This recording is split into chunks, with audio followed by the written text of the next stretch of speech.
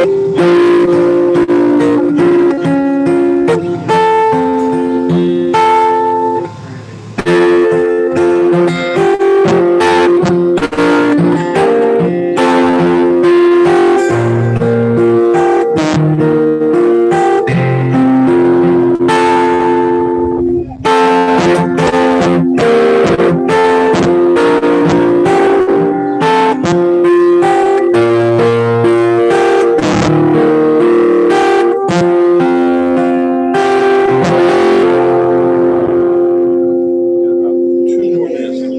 well, I'll do the bridge again.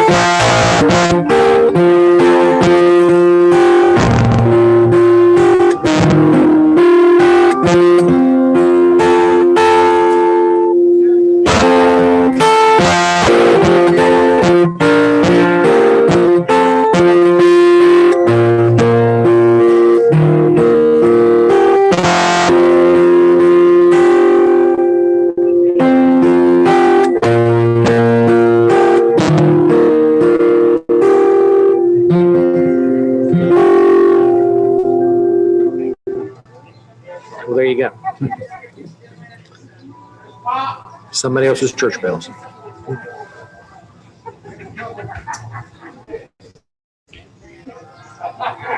Okay, good morning. Good Sunday morning to you. Good Pentecost morning to you. It is Pentecost. You know, at Pentecost, they talk about the flames that dance, and it's a lot of association with flames. And it's interesting, and I'm saying this for the people who are online, that we need a little more sound. How's this? Is that better? Can we kind of twist that speaker around? Well, I need a mic over there. So. Oh, yeah, okay. So let's just keep, is this better? I'll hit it a little more.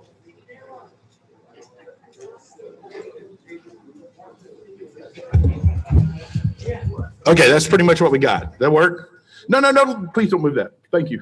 It's fine. It's fine. Thank you. Yeah, that is great. Thank you. Okay, good. All right. As I was saying, it is Pentecost. It is frequently associated with flames, and so we come together today with it being a little bit warmer than we're used to. And I say that so that the people online will wonder why I just keep talking in this direction. Because that's where the shadow is, folks. That's where all the shadow is. It's where people are enjoying themselves. Over here, it's sunlight. But the few people that sit over here, I'm going to try to give them extra special attention.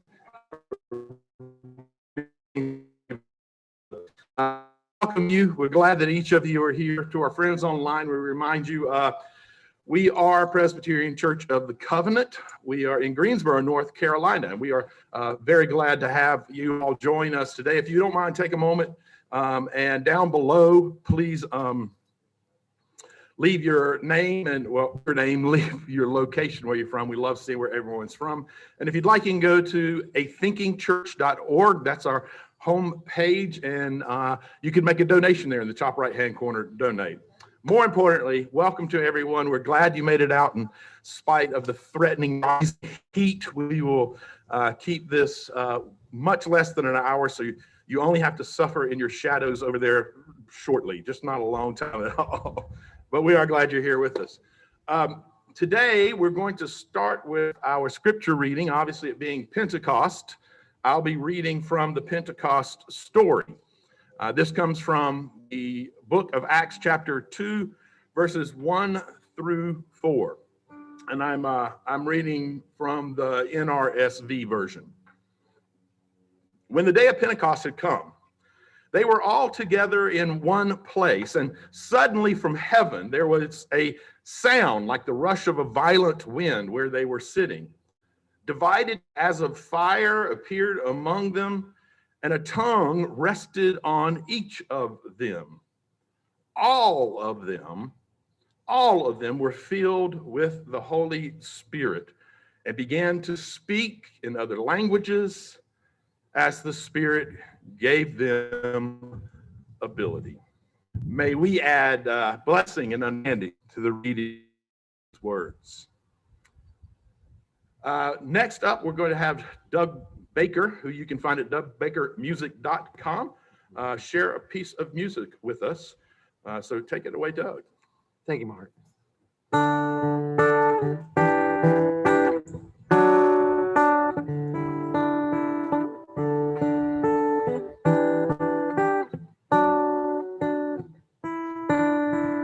As I walk this life, I come to realize how beautiful our time on earth can be. It's not how much you earn or the bridges that you burn that provide the key. Don't let anyone tell you what to do. Live your life and make sure it always rings true.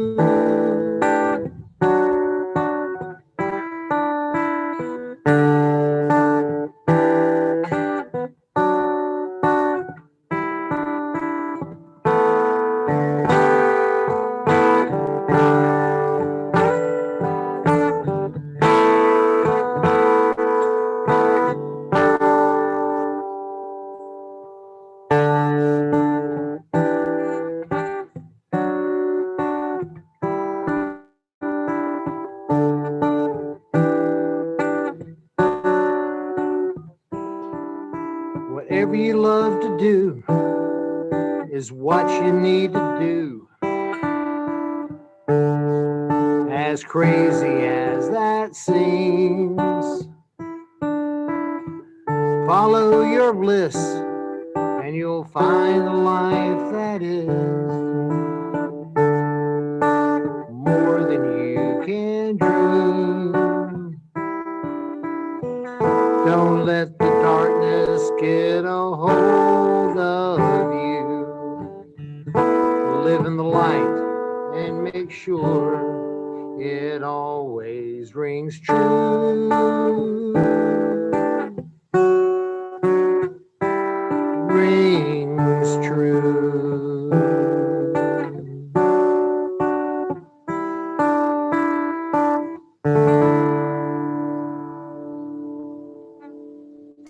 Thanks for that, Doug, very much. Beautiful, absolutely beautiful. We're going to move into our message now. My message this morning is entitled The Countercultural Missional Movement of Pentecost. Now, as I mentioned earlier today, Pentecost is a day when Christians recount the story of the Spirit coming into the room of followers of Jesus 50 days after Jesus' tomb is found empty, hence the Penta, 50 days after. Now, being that I am, as hard as some people find it to believe, a Christian minister, and being that Pentecost is a pretty big day in Christianity. Some even sort of incorrectly call it the birthday of the church. Well, I'd like to spend my time today talking about the Pentecost story.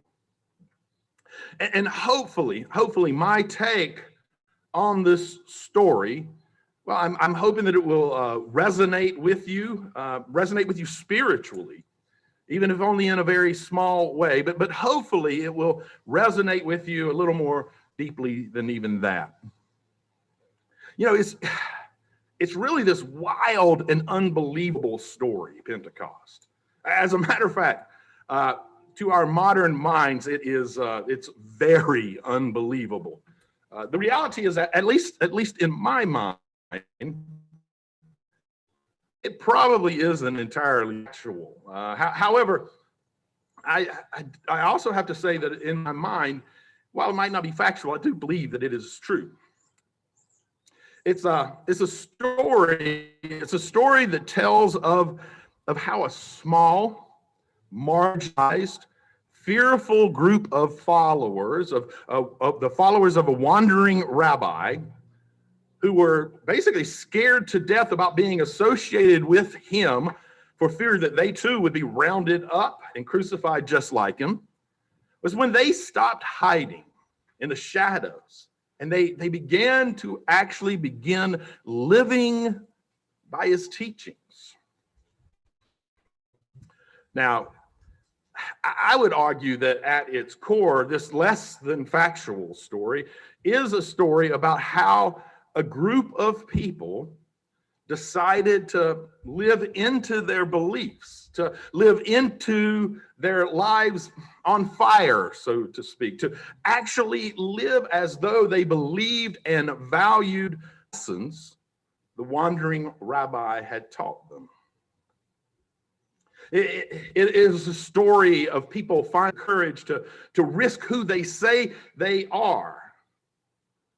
And in times like this, in times like these, we certainly can use those valuable lessons, regardless of how factual the story may be. Of course, reality is no one knows what happened in the room that day. Personally, as hard as it may be to believe, personally, I don't believe that fires of tongue actually appeared over anyone's head. And I also don't happen to think that people started speaking in strange languages. My guess is that those things are meant to be understood by us as metaphor. Now, if I had to venture a guess, about that day and the events leading up to it, I imagine that after the teacher's death, well, they were afraid, and probably since they had been following him for a while, they were probably a bit lost, at least feeling that way. At that point, being associated with Jesus would have definitely been scary, not to mention. Now, I assume that they were probably wondering, well, what to do, what would happen next to them. So they gathered and they hid for a while. Then, as they were hiding, well, they probably spent a lot of time talking with each other about Jesus and his teachings and what they meant to them, just like some folks do when they lose any loved one. We gather together and we tell stories and remember. Now, it wouldn't be that big of a leap to calling Jesus's and his interactions with others, thinking about things like how much better things would be if they practiced turning the other cheek, if they practiced taking the log out of their own eye before removing a speck from someone else's, if they practiced feeding the hungry, visiting the sick, clothing the naked. In my mind's eye, they probably thought about how exciting and positive life was when they were with him and following his teachings. And they probably thought about what life was like now that they were holed up inside of four walls with so much trepidation about what's going to happen to them out in the world. I like to think that they realized that even though they very much enjoyed each other's company and the activities that they shared inside of those four walls, they wanted more. They wanted more out of life than that. And they wanted more for the world than that. I'd like to think that they realized that following Jesus's teachings, his teachings of love and equality, that required action. And somehow, there in that room together, they found the courage to do so. I bet that's when people started noticing them. That they began to live differently. They became the people who welcomed and embraced the outcast. They became people who took care of the sick, fed the hungry, clothed the naked. They sold their possessions and together held things in common. Admittedly, nowadays, the more traditional Christians would probably call them socialist or communist. But maybe that's something I'll aspire to.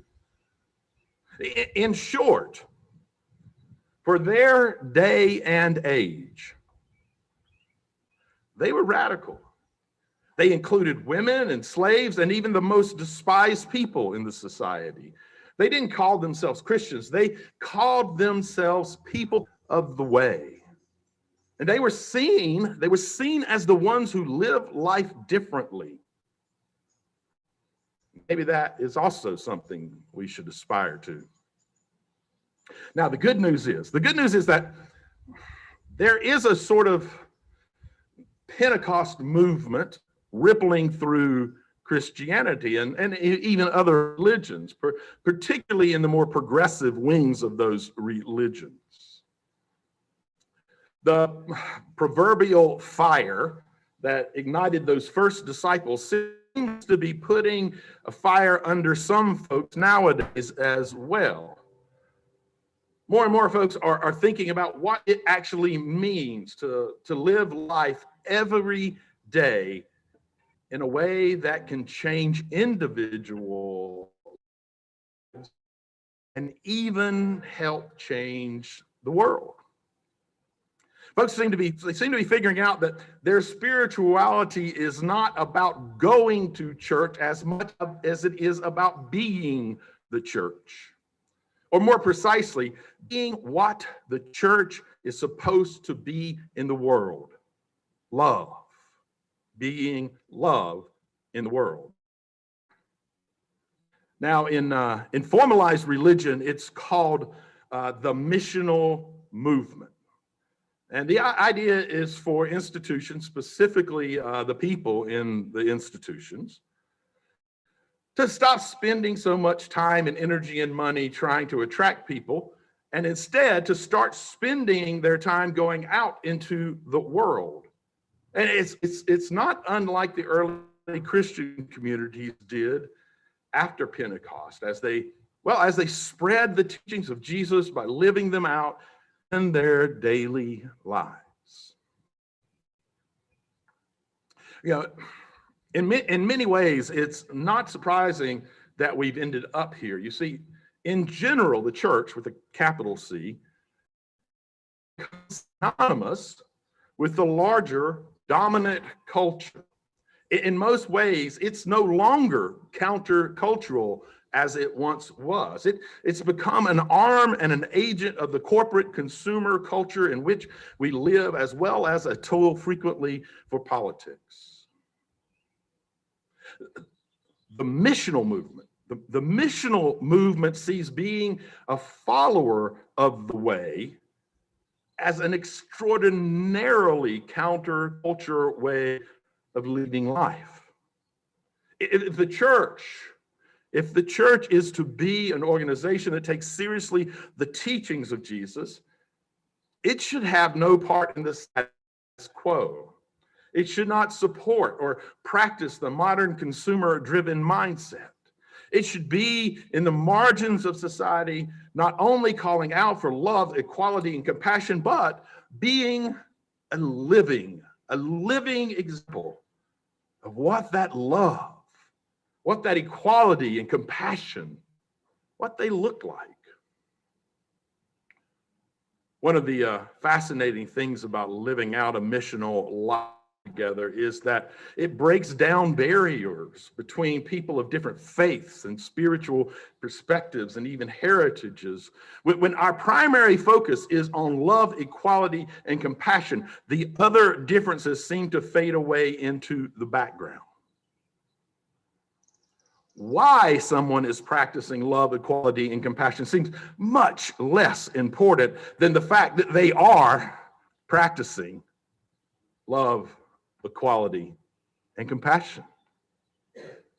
Now, the interesting thing is, once you start practicing a missional life, it's very difficult to ever go back. Basically your life changes. Being the change you wish to see in the world, it's sort of self-reinforcing. Catching the missional spirit means seeing that many of the things that you once were taught about life and religion might possibly be wrong. And once you see life as a mission, you just can't unsee it as being that way. When spiritual organizations take on a missional outlook, it provides them with the opportunity for the communities they exist in to see them for how they live, not what they simply profess. Story of Pentecost. While not factual, certainly should challenge spiritual people. It should challenge us to live out what we say we believe, so powerfully so, and so completely so, that we are seen as a people who live differently. Not believe, but actually live differently. In a Pentecost story, fire appears among the people. But the reality is that people live the precepts of love, equality, and compassion out in their lives, and their own fire, they become their own fire. And frequently those behaviors will cause others to, so to speak, catch fire, to become compassionate about living life out that way. So, is the Pentecost story factual?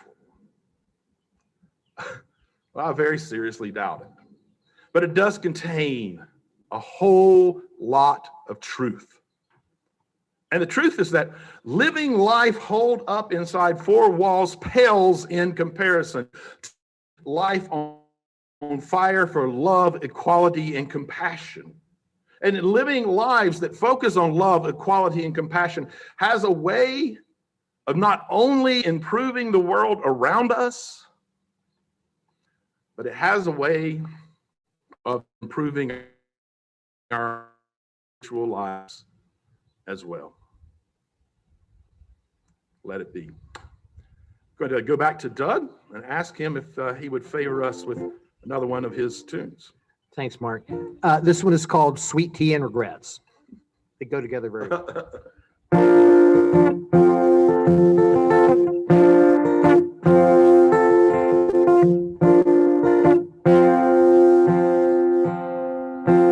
Things are moving fast, not sure which way to go.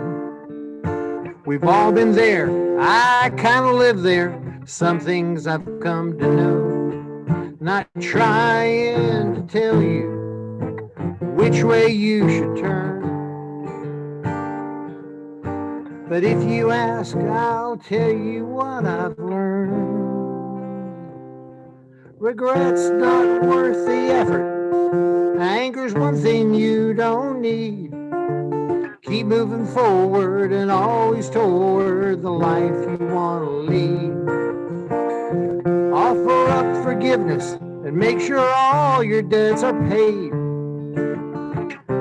Keep your heart open and make sure you've got some sweet tea made.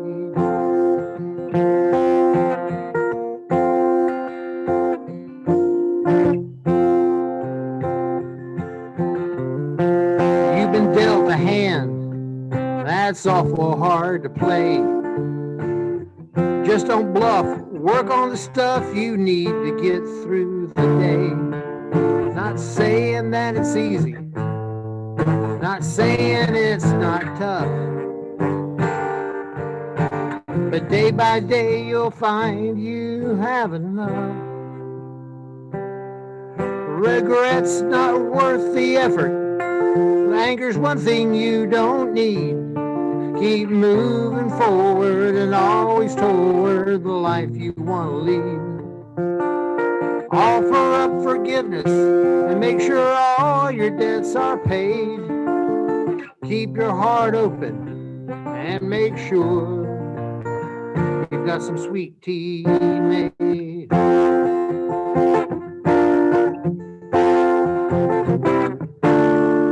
Don't worry about time passing. No sense fretting over misspent youth. All we've got is where we are right now. That's where you'll find your own truth. Regret's not worth the effort. Anger's one thing you don't need. Keep moving forward and always toward the life you want to lead. Offer up forgiveness and make sure your debts are paid. Keep your heart open and make sure you've got some sweet tea made. Make sure the greens are tender and that the cornbread is well baked. Never put sugar on your cookies and make sure you've got some sweet tea made.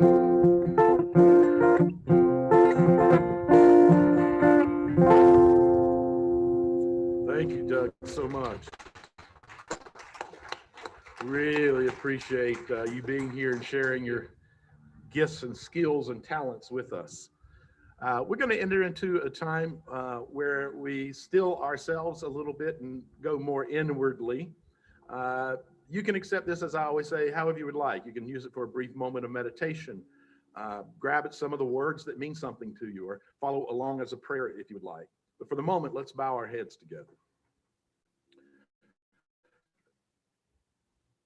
We recognize that sometimes we fear the concept of spirit, particularly its proclivity for being unruly, unexpected, unconventional, and downright unconcerned with what we want or how things have always been done before. The thought of some spirit that stirs things up, not only stirs things up, but stirs us up, leaves many of us uncomfortable. The thought of some spirit that's not interested in the status quo with how things are, how things have been, or even how we want things to be can leave us feeling unsettled, uneasy, and somewhat uninspired. In the moments when this thing some think of as spirit pushes and challenges us towards the unknown, we would often rather cling to the comfortable and familiar. May we move beyond boundaries and language and nationality into endless and extravagant love. In this world so in need of forgiveness, peace, and healing, may we seek out those who overcome fear, who offer messages of hope, and who practice graciousness and love. Amen. Once again, I want to thank you all for being here. Thank you online, the folks who are watching online. If you would leave your location, it's always fun to see where our local community and spiritual community has reached out to and what we've all created online. So please do that.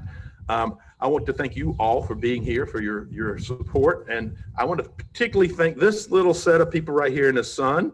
Although some of you thought you were getting away with something, but that sun snuck up on you anyway. But I'm thankful for each of you. Really glad that you're here. I hope that we will see you next week. And I have a brand new blessing that I'd like to try. So it's going to take me a moment to memorize it. So for now, I'll be reading it. May you walk in harmony with each other and the creation, recognizing that we are one. May you be happy, free, and full of love. And may your thoughts, words, and actions contribute to happiness, freedom, and love for all.